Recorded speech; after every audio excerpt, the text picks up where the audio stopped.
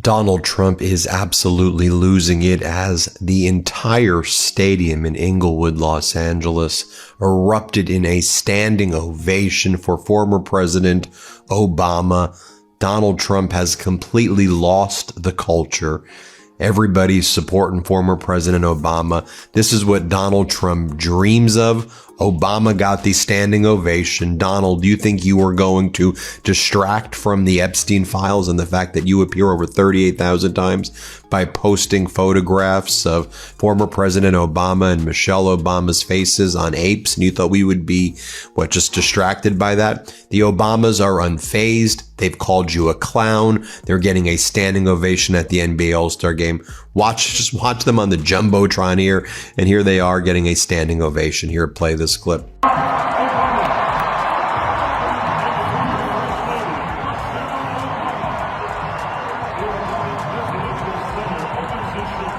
Now let's play that standing ovation for another angle right here.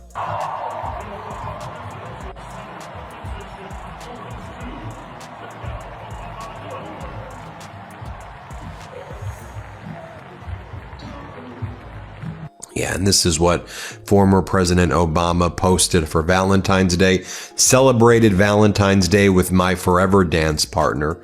Love you, Michelle. And here's what former First Lady Michelle Obama posted. My former teammates on and off the court.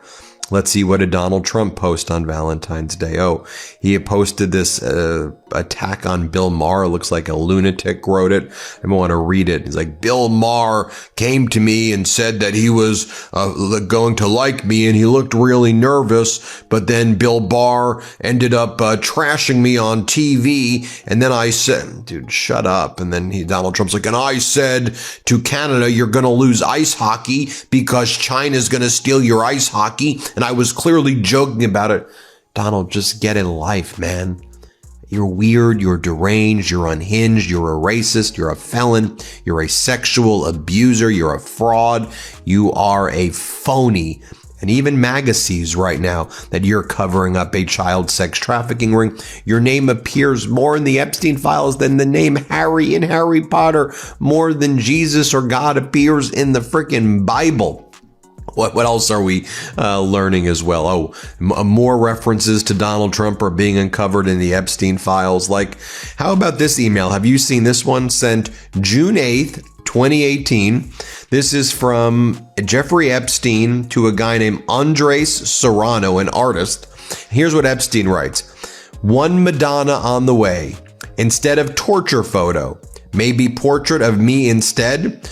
Presentation of Trumpville. Torture photos, presentation of Trumpville. How about this? From William Riley, a private investigator, to Epstein, April 18th, 2011. Before I call Trump, with regard Virginia, are there any alternatives? How about this email right here? Jeffrey Epstein to Jess Staley's daughter, former top banker at JP Morgan. Then he became the CEO of Barclays. And Epstein is speaking to Jess, and Staley resigned in disgrace from Barclays as his connections with Epstein were uncovered.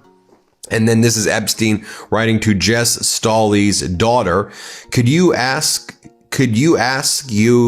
if he would like to be considered for Treasury? He's saying, can you ask your dad if he would like to be considered as the next Treasury Secretary? Because Epstein was apparently involved with Bannon in picking Donald Trump's cabinet like Treasury Secretary. And then Staley's daughter says, just spoke with him. He said, not yet, but thanks. That's how Donald Trump's cabinet was picked, by the way, with Epstein. Quick, we go back to Obama for a second, getting standing ovations. Let me share this with you. This was an interview that was just released between former President Obama and my friend Brian Tyler Cohen. And Obama, it talks about Donald Trump doing the ape photo posting by Donald Trump. And here's what Obama says, that he still sees a lot of hope. Play this clip. First of all, I think it's important to recognize that the majority of the American people find this behavior deeply troubling. It is true that it gets attention. It's true that it's a distraction. But you know, as I'm traveling around the country, as you're traveling around the country, you meet people. They still believe in decency, courtesy, kindness. And there's this sort of clown show that's happening in social media and on television. And what is true is that there doesn't seem to be any shame about this among people who used to feel like you had to have some sort of decorum and a sense of propriety